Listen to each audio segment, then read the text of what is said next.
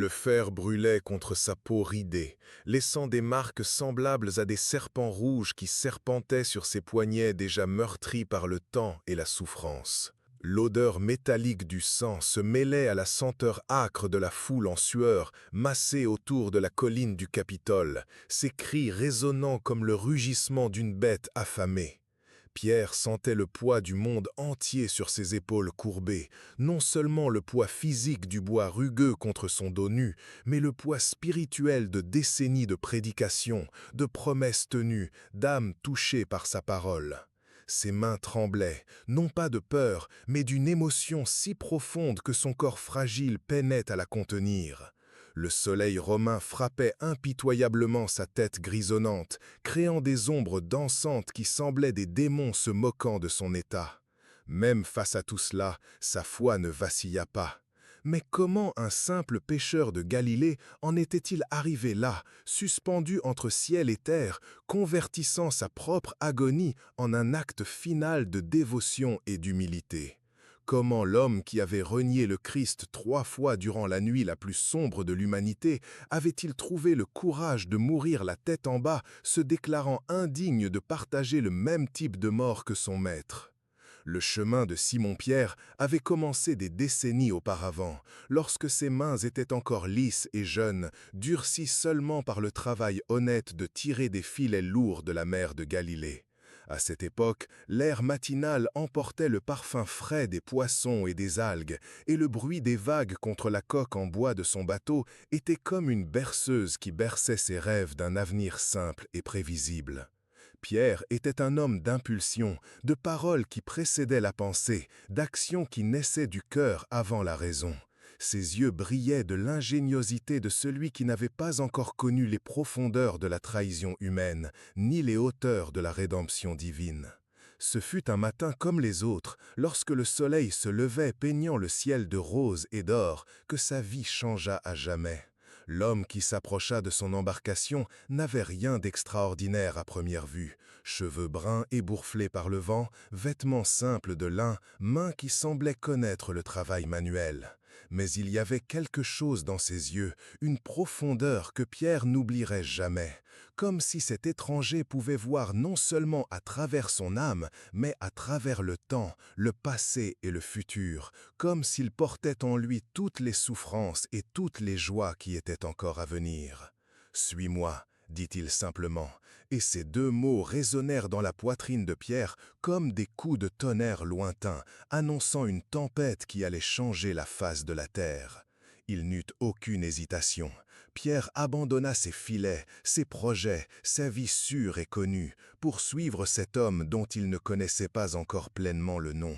Il y avait quelque chose de magnétique dans la présence de Jésus, quelque chose qui faisait taire les plus sceptiques et soumettre les plus durs. Pierre se sentait comme un enfant face à un mystère plus grand qu'il ne pouvait comprendre, mais en même temps, il éprouvait un sentiment de plénitude qu'il n'avait jamais connu.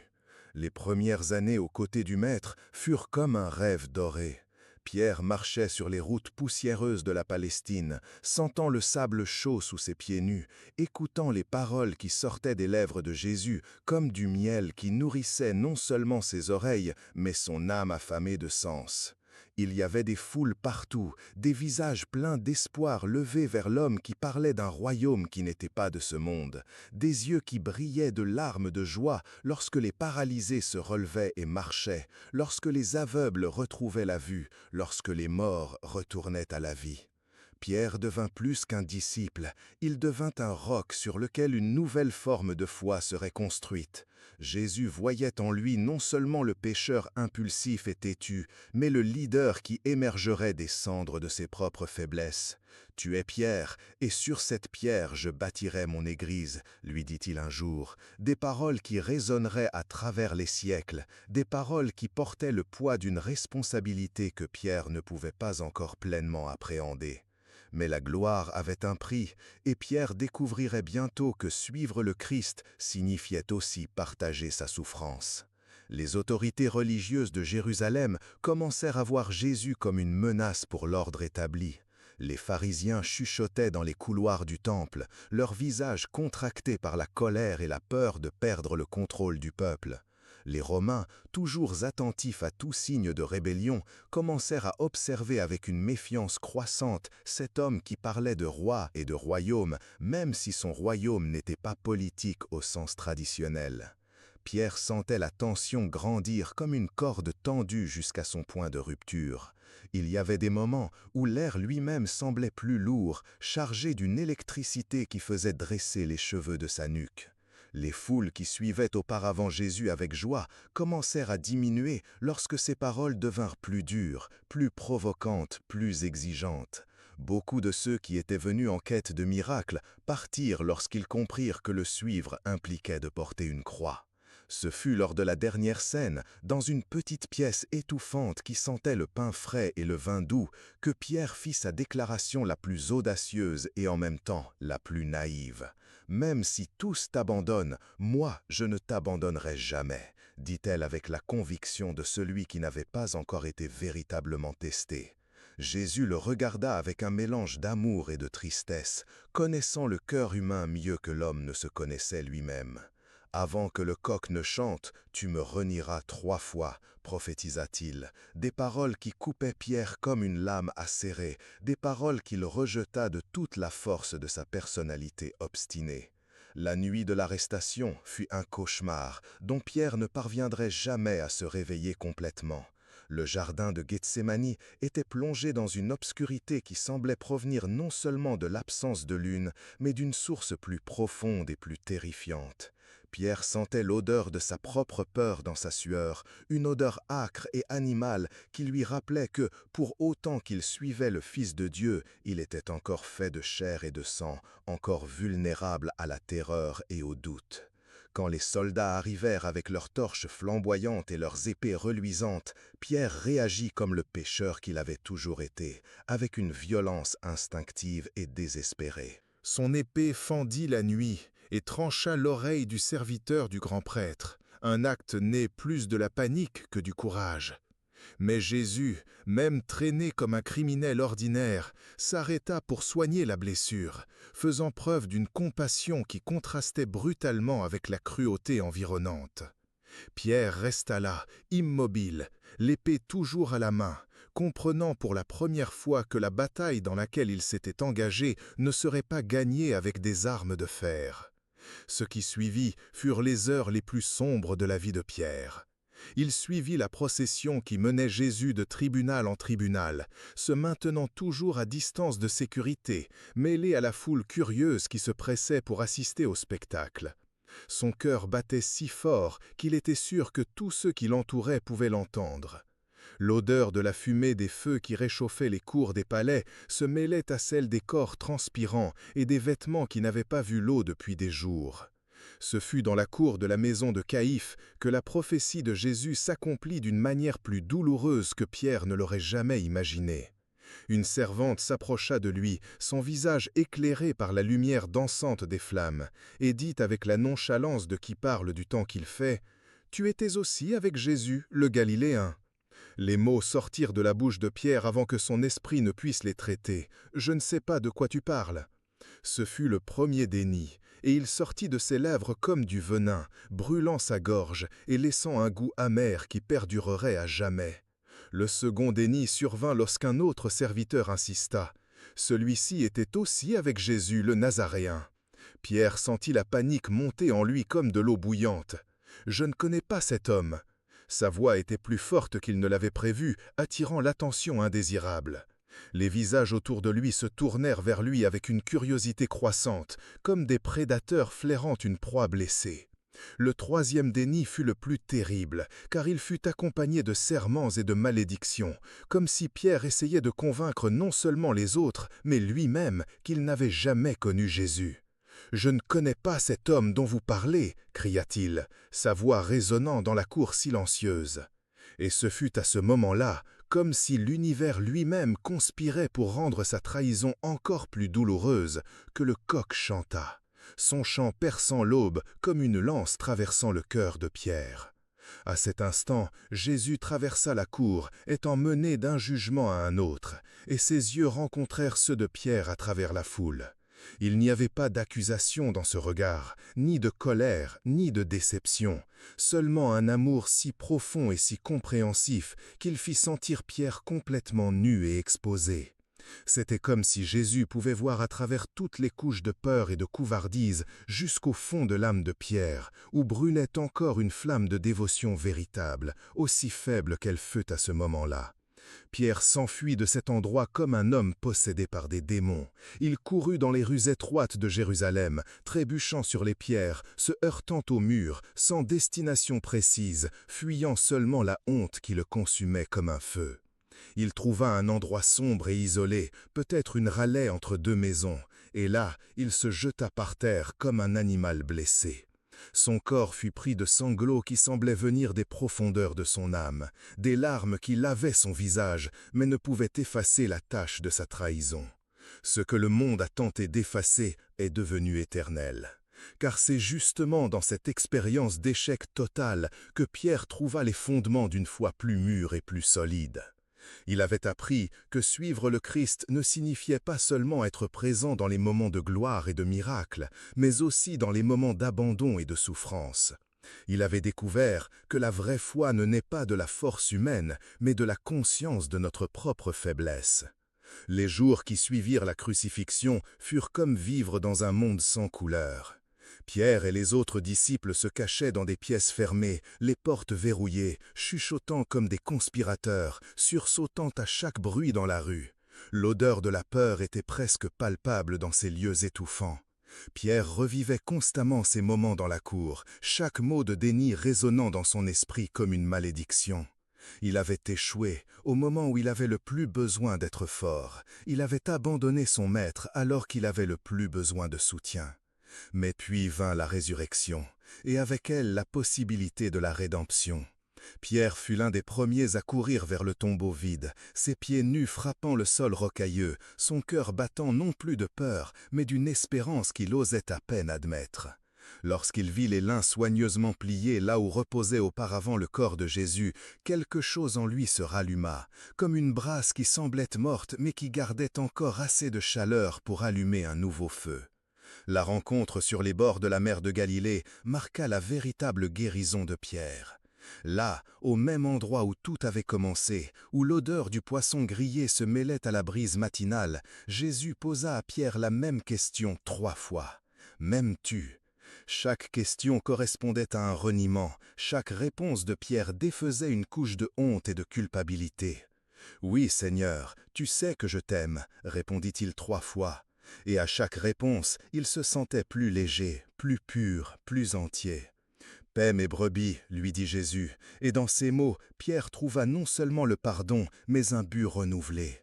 Il ne serait plus seulement le pécheur impulsif qui parlait avant de penser, il serait le pasteur qui prendrait soin du troupeau du Christ, qui nourrirait les âmes affamées de la parole de Dieu, qui apporterait l'espoir aux désespérés et la foi à ceux qui doutaient. Pierre, issu de cette expérience, était un homme transformé. Son corps était le même, mains calleuses, visage marqué par le soleil et le vent marin, cheveux commençant à blanchir. Mais il y avait une solidité dans son caractère qui n'existait pas auparavant. Il avait appris que la vraie force vient de l'humilité, que le vrai leadership naît du service, que la vraie foi se forge dans le feu de la souffrance. Dans les années qui suivirent, Pierre devint le leader que Jésus avait prédit qu'il serait. À Jérusalem, sa voix résonnait dans les rues et les places, proclamant la résurrection avec une conviction qui ne naissait pas de théorie ou de spéculation, mais d'une expérience vécue. Il avait vu Jésus mourir, il avait touché ses plaies après la résurrection, il avait mangé avec lui, il avait reçu de lui le souffle du Saint-Esprit. Sa prédication avait la force du témoin oculaire, l'autorité de celui qui avait été présent aux moments les plus décisifs de l'histoire humaine. Mais la croissance de l'Église chrétienne ne passa pas inaperçue aux autorités. Les mêmes hommes qui avaient crucifié Jésus voyaient maintenant leurs disciples se multiplier comme des graines emportées par le vent. Pierre fut emprisonné plusieurs fois, fouetté, menacé, mais chaque persécution ne faisait que renforcer sa résolution. Il y avait quelque chose d'ironie dans le fait que l'homme qui avait autrefois nié connaître Jésus par peur d'une servante affrontait maintenant des tribunaux entiers sans hésiter.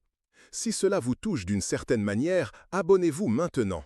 Il y a beaucoup plus à venir ici, des histoires qui vous feront repenser tout ce que vous pensiez savoir sur la foi, le courage et la transformation humaine.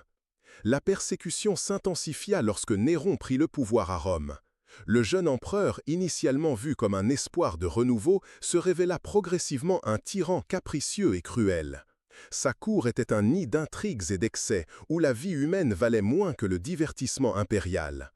Pierre, maintenant un homme âgé, sentait le poids des années dans ses articulations douloureuses, mais sa foi brillait plus que jamais. Rome était devenue le centre nerveux de l'Empire, une ville de contrastes brutaux où les palais de marbre s'élevaient à côté de taudis nauséabonds, où les gladiateurs mouraient pour le divertissement des masses tandis que les philosophes débattaient du sens de la vie. C'est dans ce contexte que Pierre prêchait, ses paroles résonnant dans les catacombes sombres où les chrétiens se réunissaient en secret, l'odeur de l'huile des lampes se mélangeant à celle des corps serrés dans des espaces exigus. La communauté chrétienne à Rome grandissait malgré la persécution, ou peut-être à cause d'elle. Il y avait quelque chose dans le message de Pierre qui touchait profondément les cœurs fatigués d'une société corrompue. Il parlait d'un royaume où les derniers seraient les premiers, où le pouvoir servait l'amour au lieu d'être servi par lui, où la mort n'était pas la fin, mais le commencement d'une véritable. Néron, paranoïaque et instable, voyait des conspirations partout. Lorsque Rome prit feu en l'an 64, il avait besoin d'un bouc émissaire, et les chrétiens étaient la cible idéale. Ils étaient différents, ils refusaient d'adorer les dieux traditionnels, ils parlaient d'un autre roi que César. La persécution qui suivit fut d'une cruauté qui choqua même une société habituée à la violence. Pierre savait que ses jours étaient comptés. Il sentait le filet se refermer autour de lui comme un filet de pêcheur. Ses cheveux, maintenant complètement blancs, brillaient à la lumière des bougies lors de ses dernières prédications. Ses yeux creux portaient le poids de décennies de témoignages et de souffrances. Mais il y avait une sérénité sur son visage qui contrastait avec la tension croissante autour de lui. Lorsque les soldats vinrent enfin le chercher, Pierre ne courut pas, il ne se cacha pas, il ne protesta pas, il ne supplia pas miséricorde. Il avait appris de Jésus qu'il y a des moments où la vraie résistance consiste à se rendre, à transformer sa propre mort en un acte de foi et d'amour. Ses poings se serrèrent une dernière fois, non pas en préparation à la lutte, mais dans une prière silencieuse. Le procès fut une farce, comme l'avaient été tous les procès de chrétiens sous Néron. Pierre fut accusé d'athéisme pour ne pas adorer les dieux romains, de trahison pour reconnaître un autre roi que César, de corrompre la jeunesse avec des doctrines étrangères. Il écouta les accusations en silence, ses lèvres se mouvant occasionnellement en prière, ses yeux fixés non sur les juges qui déterminaient son destin terrestre, mais sur quelque chose de bien au-delà d'eux. Lorsqu'on lui demanda s'il avait quelque chose à dire en sa défense, Pierre se leva lentement, son corps courbé par l'âge, mais sa voix claire et ferme. Servir le Christ n'a jamais été un crime, et mourir pour lui est un honneur. Ce furent ses derniers mots publics, et ils résonnèrent dans la salle comme une prophétie. La marche jusqu'au lieu de l'exécution fut comme une procession à l'envers. Là où Jésus avait porté sa croix seul, abandonné par presque tous, Pierre marchait entouré de chrétiens qui murmuraient des prières et chantaient des hymnes. Leurs voix se mêlaient au bruit de la foule romaine qui se pressait pour voir un autre spectacle, une autre exécution pour briser la monotonie de leur vie vide. Pierre sentait chaque pierre sous ses pieds nus, chaque rafale de vent qui apportait l'odeur de Rome, un mélange d'épices orientales, d'égouts au ciel ouvert, d'encens des temples et de sueur humaine. C'était la ville devenue le centre du monde connu, mais qui pour lui représentait tout ce que le royaume de Dieu n'était pas, pouvoir sans amour, richesse sans compassion, force sans justice. Arrivés au lieu de l'exécution, une colline aux abords de la ville, d'où l'on pouvait voir à la fois la grandeur des palais impériaux et la misère des faubourgs, Pierre fit sa dernière demande. « Je ne suis pas digne de mourir de la même manière que mon Seigneur, » dit-il aux soldats. Les soldats rirent de l'étrangeté de la requête, mais il n'y avait aucun problème à la satisfaire. Pour eux, c'était juste une autre excentricité de plus d'un fanatique religieux.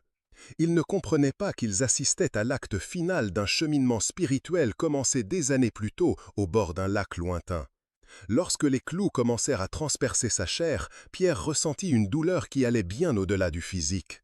C'était comme si chaque coup de marteau résonnait à travers toute sa vie, depuis ses jours de pêcheur jusqu'à cet instant final. Mais il y avait aussi quelque chose de plus, une étrange sensation d'accomplissement, comme s'il était enfin en train de payer une dette qu'il portait depuis cette terrible nuit dans la cour de Caïphe. Lorsque les clous commencèrent à transpercer sa chair, Pierre ressentit une douleur qui allait bien au-delà du physique. C'était comme si chaque coup de marteau résonnait à travers toute sa vie, depuis ses jours de pêcheur jusqu'à cet instant final. Mais il y avait aussi quelque chose de plus, une étrange sensation d'accomplissement, comme s'il était enfin en train de payer une dette qu'il portait depuis cette terrible nuit dans la cour de Caïphe. Suspendu entre le ciel et la terre, voyant le monde à l'envers, Pierre connut une clarté mentale qu'il n'avait jamais eue auparavant. La douleur physique était intense, mais il y avait une paix profonde en son esprit qui transcendait toute souffrance corporelle. Il pouvait voir les visages dans la foule, certains curieux, d'autres moqueurs, quelques-uns marqués par la tristesse et la compassion. Les heures passèrent lentement. Le soleil romain qui avait été témoin de la gloire de l'Empire était maintenant témoin du martyre d'un pêcheur galiléen qui était devenu le roc sur lequel une nouvelle foi se construira. Pierre sentait son corps s'affaiblir graduellement, mais son âme n'avait jamais été aussi forte. Même la tête en bas, il pouvait voir au-delà de l'horizon terrestre, jusqu'à un royaume qui ne connaissait ni frontières ni fin. Son corps était fragile, mais son âme était déjà éternelle. Les foules qui criaient autour de lui, les soldats qui gardaient la croix, les empereurs eux-mêmes qui ordonnaient de telles exécutions, tous étaient des passagers de l'histoire. Mais ce que Pierre représentait, ce qu'il avait vécu et pourquoi il mourait, cela perdurerait à travers les siècles. Dans ces derniers moments de conscience, Pierre ne pensa pas à la douleur, ni à la peur, ni même à la nostalgie des amis qu'il laissait derrière lui. Il pensa à Jésus, non pas comme il l'avait vu pour la dernière fois sur terre, mais comme il le voyait maintenant avec les yeux de l'Esprit. Glorieux, radieux, tendant les bras pour l'accueillir comme il l'avait fait ce matin-là au bord du lac lorsqu'il lui avait dit « Suis-moi ». La mort de Pierre ne fut pas seulement la fin d'une vie, mais la naissance d'un symbole. Son choix de mourir la tête en bas devint une profonde déclaration théologique sur l'humilité, l'indignité et la transformation. L'homme qui avait renié le Christ 3 fois par peur le confessait maintenant une dernière fois de sa propre vie, et sa confession résonnerait à travers les siècles.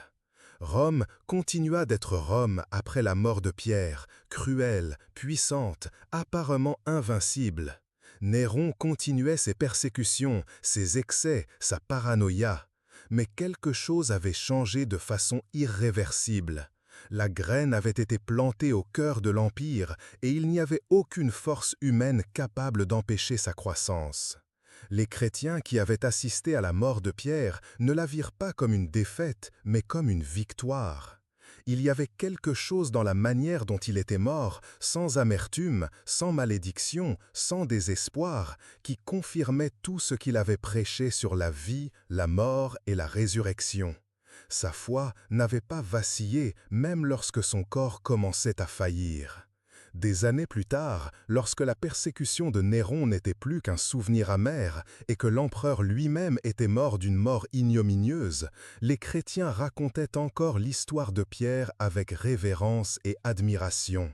Il était devenu plus qu'un simple martyr, il était devenu un exemple de la façon dont la grâce divine peut complètement transformer une vie humaine. La colline où Pierre était mort resta un lieu de pèlerinage silencieux pour les chrétiens de Rome. Ils venaient là non pas pour pleurer, mais pour se souvenir que la mort n'est pas la fin de l'histoire, que le sacrifice peut être plus puissant que l'épée, que l'amour peut triompher de la haine même lorsqu'il semble être vaincu par elle. Des siècles plus tard, lorsque Rome deviendrait chrétienne et que les empereurs adoreraient le Dieu que Pierre avait prêché, une basilique serait construite sur l'endroit où la tradition disait que l'apôtre avait été enterré. Mais bien avant cette victoire institutionnelle, la véritable victoire de Pierre s'était déjà manifestée, dans la transformation de vies individuelles, dans le courage inspiré chez d'autres martyrs, dans l'espoir allumé dans des cœurs désespérés. L'histoire de Pierre devint un paradoxe vivant de la condition humaine. L'homme qui avait échoué de la manière la plus spectaculaire devint l'exemple le plus puissant de rédemption. Celui qui avait renié son maître en public est maintenant principalement rappelé pour sa confession finale et définitive. Le simple pécheur était devenu le fondement sur lequel une Église universelle se construira. L'héritage de Pierre s'étendit bien au-delà de sa mort physique. Chaque chrétien subit des persécutions au cours des siècles suivants, portait en lui un peu du courage que Pierre avait démontré. Chaque personne ayant trouvé le pardon après une grave faute pouvait regarder son histoire et y trouver de l'espoir. Chaque leader religieux qui servait au lieu de se servir du pouvoir suivait l'exemple que Pierre avait donné. L'ironie de son destin était profonde et poignante. L'homme qui avait été appelé le roc n'avait découvert sa véritable solidité qu'après avoir été complètement brisé. Le leader avait appris à diriger en étant le premier à admettre ses fautes. Le pasteur avait trouvé sa vocation après avoir expérimenté ce que signifiait être perdu.